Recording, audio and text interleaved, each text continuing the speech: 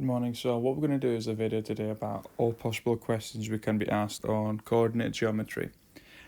So the questions you can be asked vary quite massively, but they all pretty much involve the same thing, which is the gradient of a line. So in order for us to find the gradient of a line is change in y over change in x. Or you might see it as y2 take y1 over x2 take x1. What is really important though when you're doing this, if I have an example of 5, 4 and 6 minus 3, if I'm doing the change in y, I'm supposed to do minus 3 minus 4, but I need to make sure that I do 6 take 5. So minus 7 over 1, which is minus 7. So this is me just working out the gradient of a line for us. We can be asked to actually work out the midpoint. So in order to work out the midpoint for us, midpoint is the middle of a line. So we can do it by averaging the x coordinates and averaging the y coordinates. So again, if I had an example as 4, 5 and 6 minus 3, it would be 4 plus 6 over 2, 5 plus the minus 3 over 2. Plus minus becomes a minus, so therefore you're going to have 10 over 2 and 2 over 2, so therefore your point is 5, 1. So that is finding the midpoint for your line. You can actually be asked to work out the distance. So the distance between 2 points can be done by working out the square root. So the distance between the 2 points actually originates from the Pythagoras theorem. So it is y2 take y1 squared plus x2 take x1 squared. And this will actually give you the distance between 2 points. So say, for example, you've got point A, point B. Previously, we worked out the gradient by doing change in y over change in x. We can work out the midpoint, part B, but the distance between A and B can be worked out by using this formula.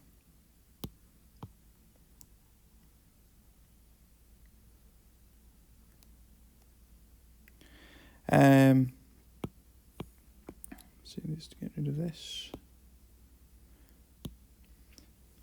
Find the line that are parallel to it. So parallel and perpendicular lines is the next type of questions that you actually get. So main thing is parallel lines have what? They have the same gradient. So say for example I'm asking a question of find a line which is parallel to y equals 5x plus 3, but goes through, let's say, the point 4, 2. Now, in order for me to start this question is I need to find out what is the gradient for this line. Now, I'm very lucky that this question is actually in the form of y equals mx plus c. So I can already find that the gradient will be 5. So the new line will definitely have an equation that looks like this, y equals 5x plus c. So I need to find this c-intercept. Now, in order for me to find this c-intercept, what I'll do is I'll substitute the point that it goes through it. So 2 equals to 5 times 4 plus c. 2 equals to 20 plus c, so therefore c must be equal to minus 18. So in order for me to get my marks, it's not enough to just find the intercept but find a gradient. I need to write y equals to 5x minus 18, because this is the equation of the line for us. But what would happen if the question did not ask me to work out a parallel line? So same question again, but now one big change, which is this. Parallel becomes perpendicular. So perpendicular, what has perpendicular lines got? Perpendicular lines have so the product of the two gradients must be equal to minus 1. So that's why we're saying that two lines are perpendicular when the gradient of one of them is the negative reciprocal of the other. So for example, the line y equals 4/3 x plus 3 is perpendicular to the line y equals to minus 3/4 x plus 7. We do not care about the intercept. This is what we're looking for. We're looking about the gradient, okay? In order for us to actually compare if two lines are actually parallel or perpendicular, we are looking for the gradient. So say if I wanted to work out a line which is perpendicular now to y equals 5x plus 3 and goes through point 4, 2. So perpendicular. So step 1, what will be the gradient? Well, if the gradient here is 5, the perpendicular line to it will have a gradient of minus 1/5 because it's just a negative reciprocal. So therefore y equals to minus 1/5 x plus c. Again, I use this to work out what the c-intercept will be. So 2 equals to minus 1/5 times 4. So therefore 2 equals to minus 4/5 plus c.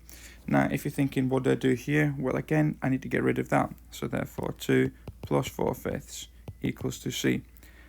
10 over 5 plus 4/5 equals to c. So therefore c equals to 14/5. So therefore my equation is y equals to minus 1/5 x plus 14/5. Next step will be finding the equation of a line from 2 points. So say for example you're given point A as 3, 7, point B as minus 6, minus 2. So in order for us to work out the equation of a line, we first of all need to work out the gradient, which is change in y over change in x. So change in y over change in x.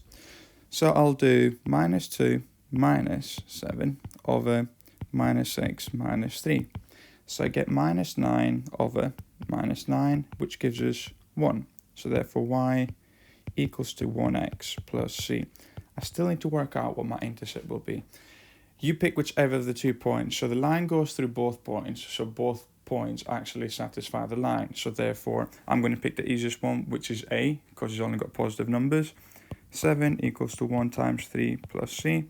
C must be 4. The equation of a line then must be y equals to 1x plus 4. And then that'll be part A of the question. So after that they can continue with saying, now find a line which is parallel to this, or now find a line which is perpendicular to it. One of the most common questions they will ask you when working out the gradient or equation of a line from 2 points is they'll give you a point that is actually in one of the axes, and you've got to think which is the x-coordinate, which is the y-coordinate. Well, if it crosses the x-axis, then the value of y must be 0. If it crosses the y-axis, then the value of x must be 0. So therefore the gradient can be found by a change in y over change in x. So 6 take 0 over 0 take 5. So therefore I get 6 over minus 5, which is equal to minus 6/5. And then a question can continue with that. So say this question here again says now find the area. Okay, how would I find the area for this triangle? Well, the area for this triangle is worked out exactly the same way. Now most of the time they will give you a triangle where you've already got a 90-degree angle, so it will just be base times height and divided by 2. So the base is 5, the height is 6, 5 times 6 divided by 2, 15 square units. If you're given a different shape, say for example, let's say where you cannot actually see exactly what the perpendicular height is, so say you've got an area for this triangle, you would have to work out this. You would have to work out what this point is equal to in order to get your height. You would times it by the base, and then you would have to divide it by 2. Now the last question I could possibly ask you is prove that you've got a right angle triangle. So say for example this question say prove that triangle ABC is a right angle triangle. Now in order for you to do that, you need to find either the distance between these two that give you a perfect Pythagoras theorem, or even easier, prove that the line L1 is perpendicular to the line L2. So what would you have to do is, so say if you're given 2 points, you would have to find the gradient for L1. So say we do this question, you get a gradient of 6/4, 6/4, which is 3/2. we find the gradient of L2 being minus 4/6 or minus 2/3. Now, will these two be perpendicular? Yes, because 3/2 times minus 2/3 actually gives you -1, and that is the rule. If two gradients have a product of -1, therefore they are perpendicular. And that's how I would prove that triangle ABC is a right angle triangle.